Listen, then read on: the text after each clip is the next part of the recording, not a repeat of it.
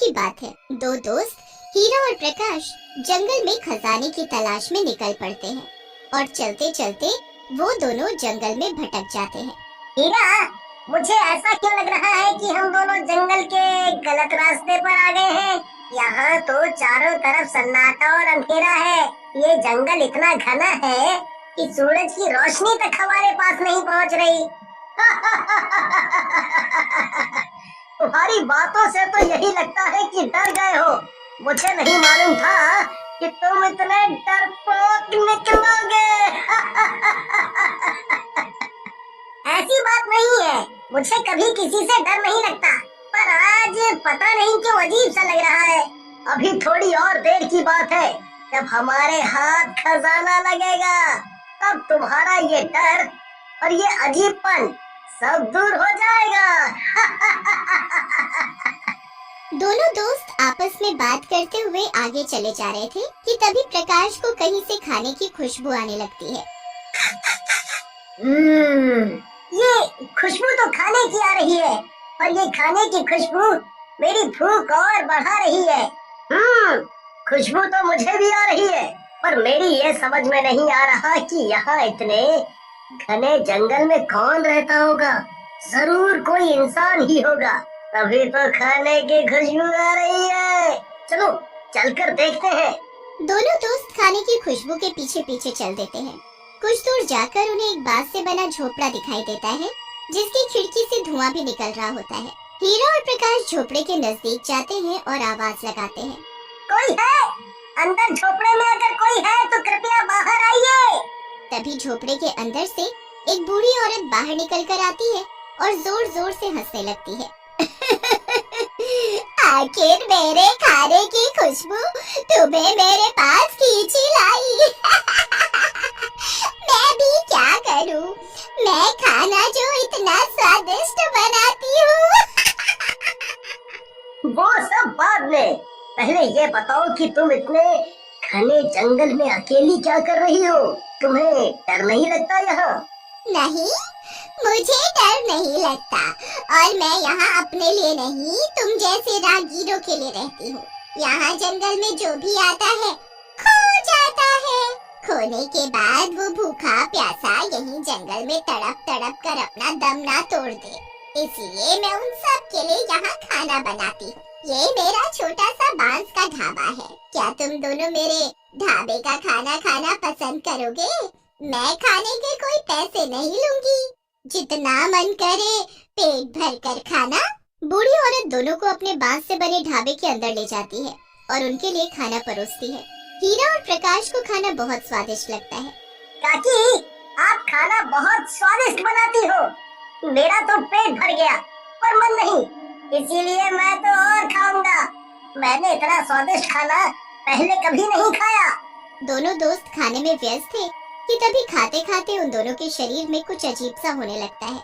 ये क्या हो रहा है? मुझे घुटन सी महसूस क्यों हो रही है? तभी बूढ़ी औरत चुड़ैल में बदल जाती है, दिखने में बहुत डरावनी।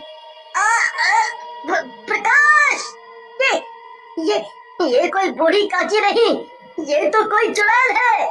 मुझे पैसे नहीं चाहिए, मुझे कुछ और चाहिए। पूछोगे नहीं कि मुझे क्या चाहिए? हाँ, तुम्हें क्या चाहिए बताओ।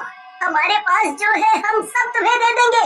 और हाँ, हम इस जंगल में खजाना खोजने आए थे, वो भी हम तुम्हें दे देंगे मिलने पर। खजाना? मेरा ही खजाना मुझे देने चले हो? यहाँ कोई भी आता है मुझसे बचकर नहीं जाता। देखो जरा अपने आप को। तभी दोनों बहुत छोटे हो जाते हैं, बिल्कुल मक्खी के बराबर। ये तुमने हम दोनों का क्या कर दिया? हमें कीड़ा मकोड़ा क्यों बना दिया? मुझसे ज्यादा बहस करने की कोई जरूरत नहीं। ज्यादा बोलोगे तो अपने पैरों से मसल दूंगी तुम्हें। चुड़ैल उन दोनों को एक कांच के कार में बंद कर देती है। उसके बाद वो चुड़ैल फिर से अच्छा खाना बनाने में लग जाती है।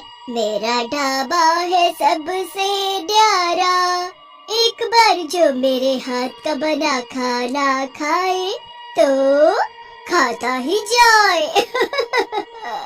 हीरा, इस चुड़ैल ने हमें एक तो इतना छोटा कर दिया है, ऊपर से हम दोनों को इस जार में बंद कर दिया।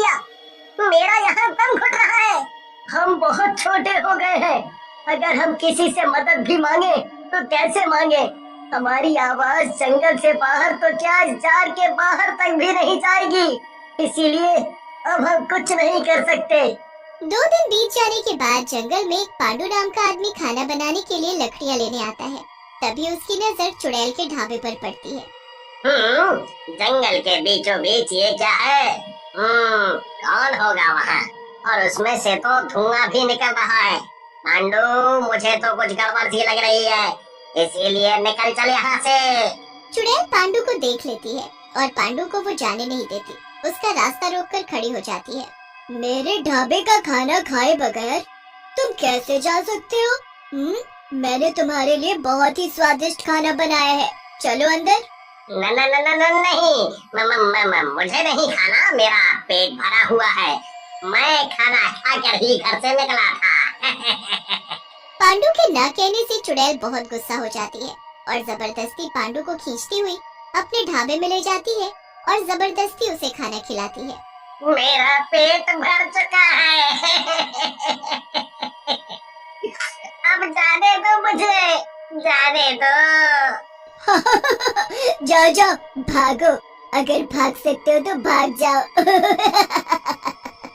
तभी पांडु बहुत छोटा हो जाता है और भाग नहीं पाता। ये तुमने मेरा क्या हाल बना दिया। अब मैं अपने घर कैसे जाऊंगा? अपने बच्चों से कैसे मिलूंगा? चुड़ैल उसे भी एक जार में बंद करके कोने में टांग देती है। तभी ढाबे पर एक बहुत सुंदर सी लड़की आरती आती है और वो चुड़ैल को माँ कहकर पुकारने लगती है।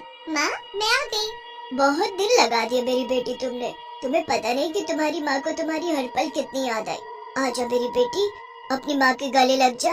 माँ, एक बात बोलूं? हाँ मेरी बेटी, बोलो। माँ, ये ढाबा जंगल में नहीं चलेगा, इसे बंद कर दो। वैसे भी यहाँ जंगल में कौन आएगा हमारा खाना खाने? बेटी, तुम्हें नहीं पता कि हमारा ये ढाबा कितना मशहूर हो गया है। हमारे ढाबे पर खाना खाने लोग दूर दूर से आते हैं।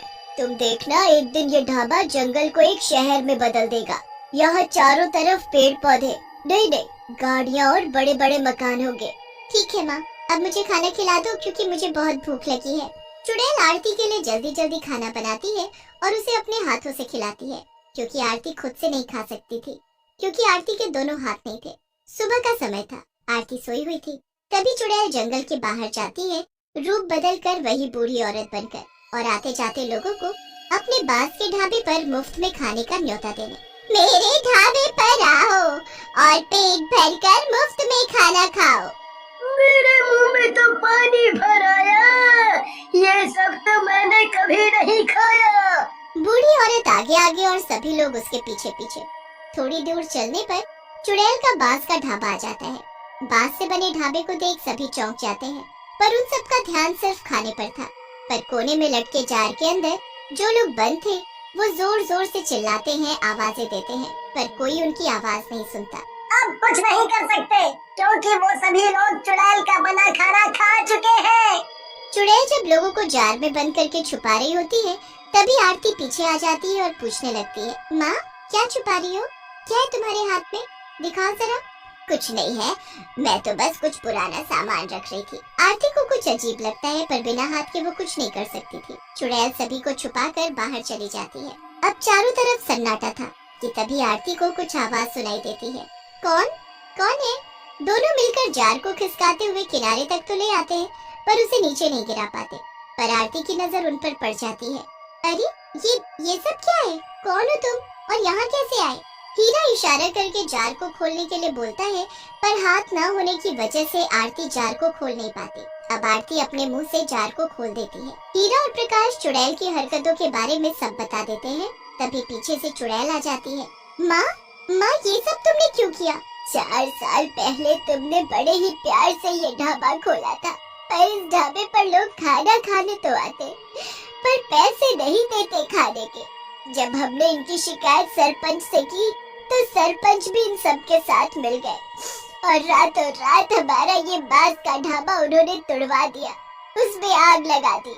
उसी आग में तो मैं मर गई, पर तुम्हारे ये हाथ चले गए। बस मैं तुम्हारे साथ रहकर इन सब का बदला लेती रही। माँ, तुम बहुत अच्छी हो, पर जो हुआ सो हुआ, इन सबको छोड़ दो, जाने दो। बेटी की बात मानकर चुड़ैल सभी को पहले जैसा कर देती है और जाने देती है।